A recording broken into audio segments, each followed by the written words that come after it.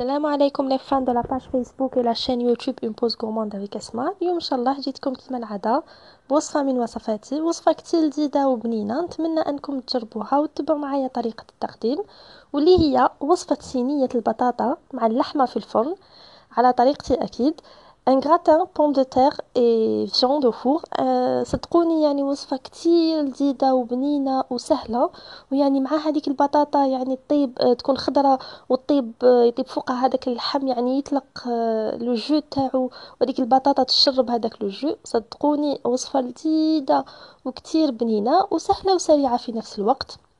اولا حين نبدا نقدم لكم المقادير، واللي هي كالتالي: عندي كميه من البطاطا اللي كنت قطعتها بهذا الشكل، البصل، عندي اللحم حسب الرغبه، طماطم، الفلفل، عندي البصل والثوم، عندي الرند وزعتر، فلفل كحل، ملح، كمون، وفلفل عكري. اولا حين نبداو يعني كاول مرحله، ومن يعني المهم انكم يعني تتبعوا هذه المراحل.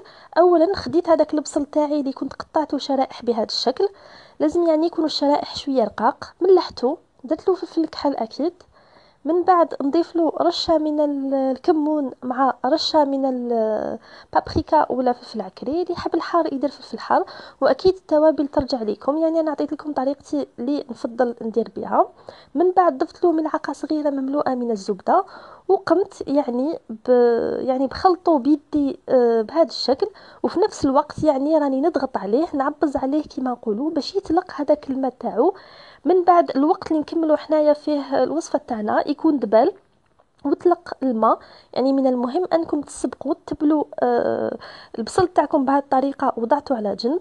الوقت اللي انا هذاك البصل تاعي راهو يدبل، حكمت يعني المقله تاعي، درت فيها كميه معتبره من الزيت، وبديت نضيف فيها يعني اطراف اللحم. انا اليوم خديت يعني رقبه تاع الغنمي بهذا الشكل. تقدروا تستعملوا اي لحوم حبيتوها، تقدروا تستعملوا الدجاج اكيد وتتبعوا نفس المراحل، يعني راح تحصلوا على نفس النتيجه. لكن في حاله استعملتوا الدجاج ما ننصحكمش تستعملوا الصدر تاع الدجاج، ننصحكم تستعملوا الفخاط، لانه الصدر راح ينشف، يعني راح تكون المده شويه طويله تاع الطياب تاعها في الفوق.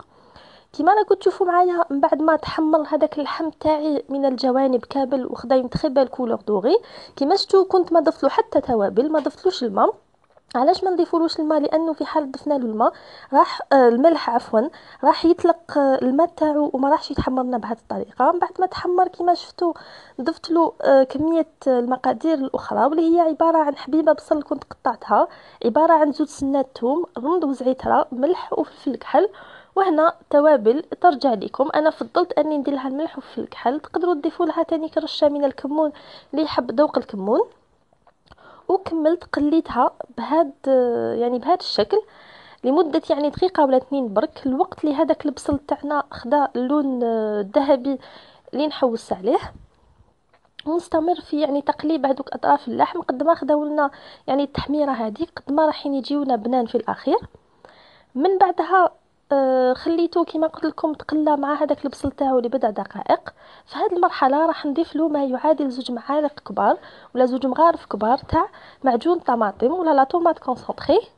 نتاكد اني قليت هذيك الطوماطيش تاعي في هذيك الزيت. دائما نقول لكم انه لا طوماط كونسونطري يعني باش تفاداو هذيك الحموضه، وباش يعني تنحوا هذيك الحموضه تاعها دائما قليوها في الزيت مع المواد الاخرى. من بعد ما انا قلبتها مليح وتاكدت انها تقلات ويعني تحلت لي تماما في هذاك الزيت، نضيف لها ما يعادل كاس برك من الماء. الماء يكون سخون اكيد، يعني ما حينش نضيفوا سائل بارد على هذاك اللحم اللي راهو سخون، والا يعني راح يتقرص لنا كما نقولوا، يحكم روحه وراح ياخذ مده طويله في الطياب. كما شفتوا انا ضفت له هذاك الكاس تاع الماء اللي كان مغلي، و غطيت عليه يعني بالغطاء وخليته غلا لمدة 2 دقائق إلى 3. الوقت برك اللي تسبكت فيه هذيك يعني الصلصة تاعي، وكما نقولوا الزيت طلعت من الفوق وطابت لي. نطفي عليه ونكمل المرحلة الأخيرة من الصينية تاعي. كما شفتوا أنا هنا خديت البطاطا كنت قطعتها على شكل شرائح، من بعد ضفت لها 2 سينات ثوم اللي قطعتها شرائح، ضفت لها حبيبه تاع الطوماطيش، حبيبه تاع الفلفل، انا اليوم عندي الفلفل الاحمر لكن يمكن استعمال الفلفل الاخضر راح يكون احسن. وضفت لها شويه تاع فلفل كحل، ملحتها اكيد تاكدوا انكم تملحوها يعني بطريقه جيده، لانه البطاطا تعرفوا تشرب الملح وما تجيكمش مسوسه في الاخير. ضفت لها رشه من الكمون، وضفت لها رشه من الفلفل العكري. واللي حب الحار كما قلت لكم يضيف فلفل دريس. خلطت جميع هذوك المواد مع بعض، البطاطا والفلفل والطوماطيش، وكنت خليت كميه قليله من الفلفل والطوماطيش باش من بعد يعني راح نزين بهم السطح.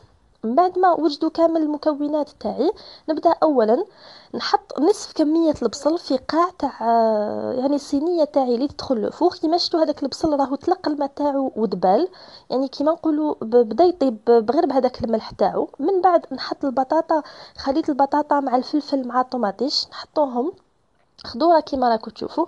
لكن يعني من المهم انكم تقطعوا البطاطا تاعكم شويه رقيقه، خاطر اذا خشنتوها ما راحش تطيب لكم وراح تاخذ وقت طويل في الطياب. كملت ضفت هذيك الكميه اللي كنت احتفظت بها تاع البصل من الفوق. نتاكد يعني اني نفردها على كامل السطح تاع الصينيه تاعي. ومن بعد نحط هذوك اطراف اللحم. كيما شفتوا انا اللحم تاعي هنا مازال اخضر، لكن دخلوا الطياب كيما نقولوا، يعني راهو طايب بنسبه 30 الى 40%. راح يكمل الطياب تاعو مع البطاطا في الفوق وراح يتحمر لنا، صدقوني راح يجي هايل. وكما شفتوا راهو سهل، يعني في نفس الوقت راح تطيب البطاطا وراح يتحمر اللحم. من بعد هذاك يعني لاصوص اللي تحصلت عليها واللي كنت خدمتها نضيفها فوق هذاك اللحم وفوق هذوك البطاطا. يعني البطاطا تاعنا راح تطيب وراح تشرب هاد السوائل، وراح يعني اللحم يطلق البنه تاعو. صدقوني رائع رائع رائع، نتمنى انكم تجربوه ما حيش تندموا. كما شفتوا من بعد كنت خليت كميه قليله من الطوماطيش والفلفل، كملت شبحت بهم السطح تاع لو غراتان تاعي. ونتاكد اني غلقته مليح بلو بابي الومنيوم. كيما شفتوا لهاد يعني المرحله كلش ساهل وكلش يعني غابيد، يعني كيما نقولوا ما ياخذش وقت، لكن الطياب تاعو راح ياخذ لنا الوقت. خليته في الفرن طاب لمده 2 سوايع الى 2 سوايع ونص على درجه 180 درجه. من بعد ما يعني تشوفوا يعني كي تدخلوا الموس تاعكم في هذيك البطاطا تصيبوها طابت، خلاص نحوا هذاك لو بابي الومنيوم وخلوه يزيد لمده يعني 10 الى 15 دقيقه حتى ياخذ اللحم تاعنا هذاك اللون الذهبي.